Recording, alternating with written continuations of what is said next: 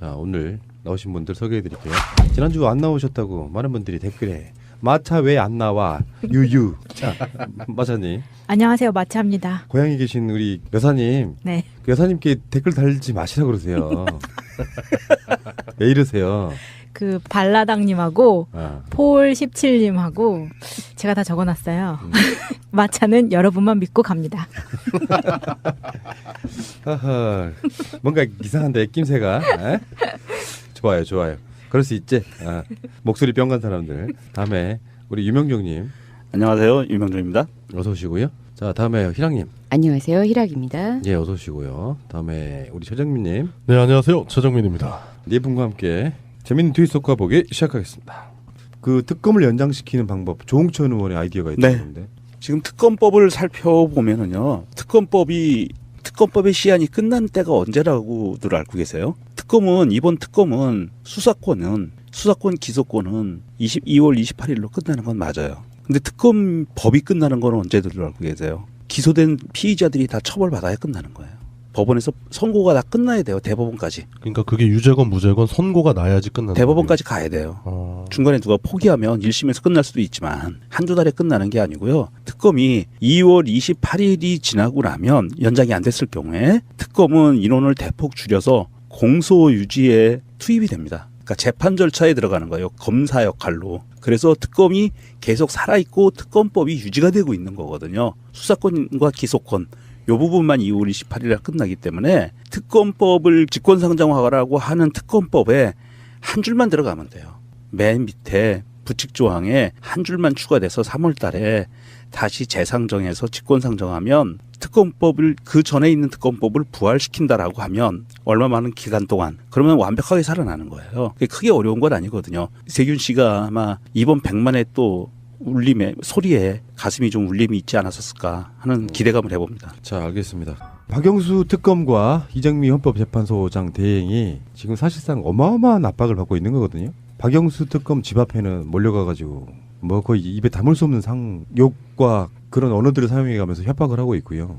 심지어 이정미 헌법재판소장 대행 죽이겠다는 협박까지 서슴지 않고 있거든요. 지금 역사의 도도한 물줄기를 한번 돌려보려고 하는 일종의 반동 세력인 거죠. 예, 일단 문제가 됐었던 건 이 장기정이라고 자유청년연합 대표라는 인간이 박영수 특검 집 앞에 아파트 단지에서 있었던 집회에서 했던 그 퍼포먼스들, 예를 들어 뭐 박영수 특검 얼굴에다가 검은색 페인트를 칠해가지고 그 현수막에 불을 지른다든지 아니면 야구 방망이를 들고 박영수 특검을 뭐 두드려 패야 된다 뭐 이런 식으로 협박을 했는데, 경찰들이 아무리 집회 시위의 자유가 있다고 하지만 이건 집회 시위의 자유의 정도를 넘어선 것 같아요. 제가 봤을 때는 거의 대놓고 일방적으로 테러를 하겠다고 협박을 하는 건데, 이런 부분에서 왜 강하게 제지를 안 하는지 좀 그게 의문이 들고요.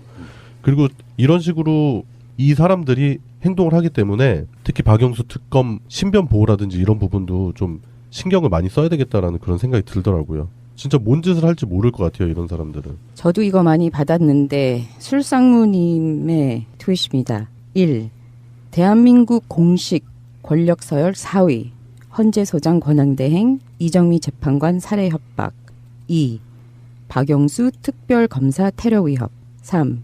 제1야당 민주당의 대권 후보 문재인 테러 위협. 박사모에 최근 올라오는 글인데 이게 반국가 테러 세력이 아니면 도대체 뭐냐. 바로 아까 그 최정민 씨가 말씀하신 거하고 같은 맥락인데요. 무서워요. 요새는 밴드나 뭐 여기저기서 정보를 보내주는 거를 읽다 보면은 영상이나 글들이나 그 분노를 넘어서 테러, 정말 살인 그런 단어들을 서슴없이 사용을 하는 이들이 이것을 어디까지 밀고 갈 건지 아까 그 유명종 님이 말씀하신 것도 믿고 싶지 않고 그러니까 푸나님하고 같은 생각을 하고는 있지만은 일부러 이런 분위기를 만들어서 다음 단계로 밀고 나가지 않을까라는 이상하게 그들만의 전쟁 게임을 이렇게 몰고 가는 게 아닌가 싶어요. 3월 1일 날에 태극기를 개항을 하라고 단체들이 다니면서 주말인데도 불구하고 아파트 초인종을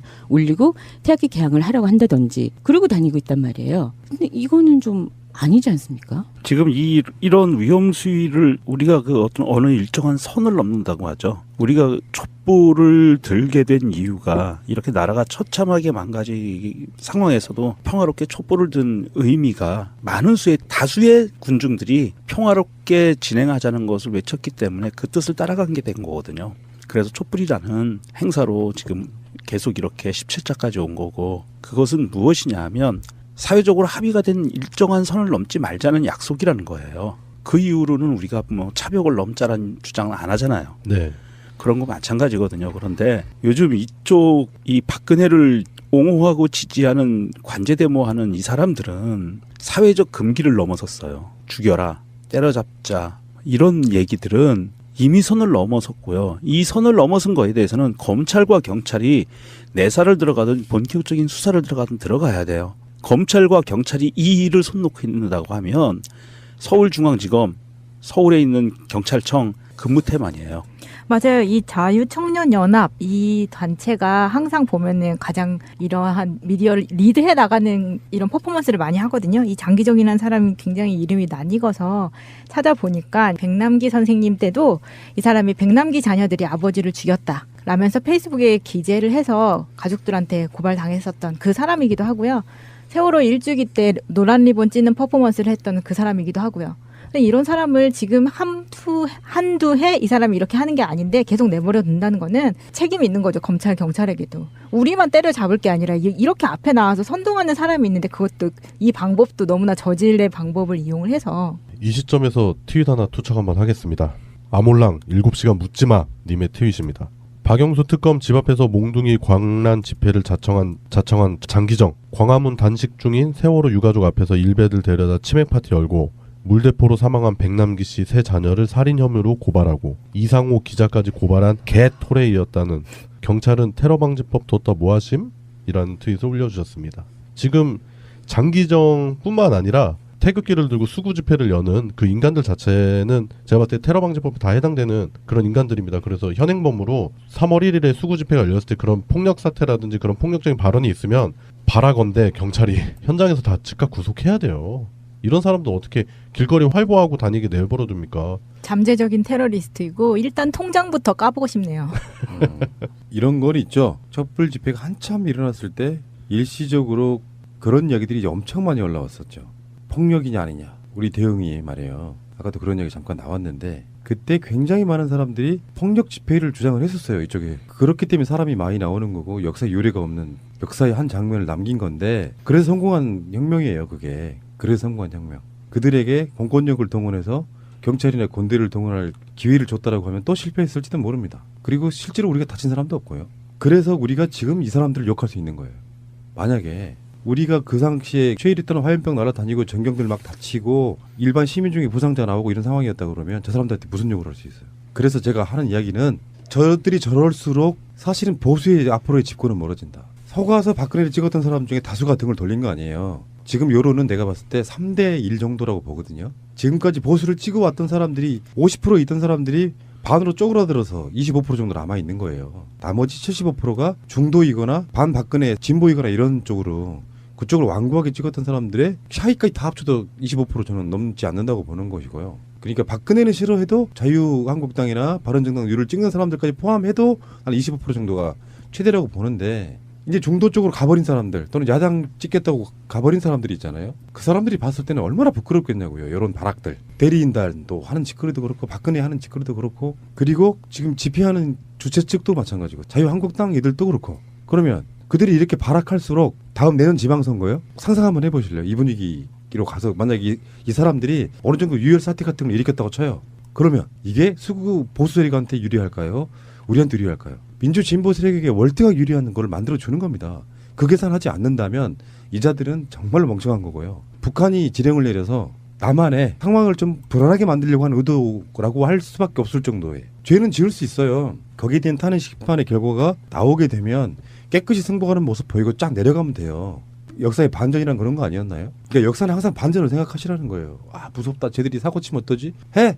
하려면 해. 큰 틀에서 보면 니들 완전히 망하는 길이지. 이렇게 생각하면요. 그들이 하는 것이 무서워 보이는 게 아니라 가짜나 보여야 정상입니다. 그런 사람들이 총칼도 안 들고 약탈할 수 있겠어요? 해봐야 행패나 부리죠. 길거리에서. 그것이 낱낱이 세상에 알려지고 나서 박근혜의 수준을 보여주는 저는 그런 쪽으로 가야 된다고 생각합니다. 그렇죠.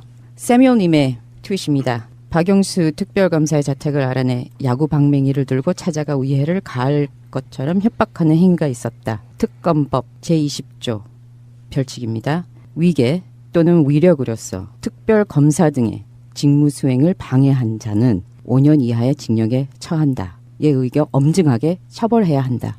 라고 올려주셨습니다. 하세요. 집회의 자유 있습니다. 그런데 겁박과 협박과 불법은 불법입니다. 그리고 우리 그 법 집행하시는 분들 이 사람 누군지 알잖아요. 얼굴 다 까졌고 행위 다 녹음돼 있고 체포하세요. 자, 박영수, 이정미 이 두 분 어떤 일도 없기를 저는 바라고요. 그리고 헌법재판관분들은 한 분, 두 분이라도 이제는 빠지시면은 굉장히 상황이 좀 곤란해진다. 경호는 확실하게 해주기를 바랍니다.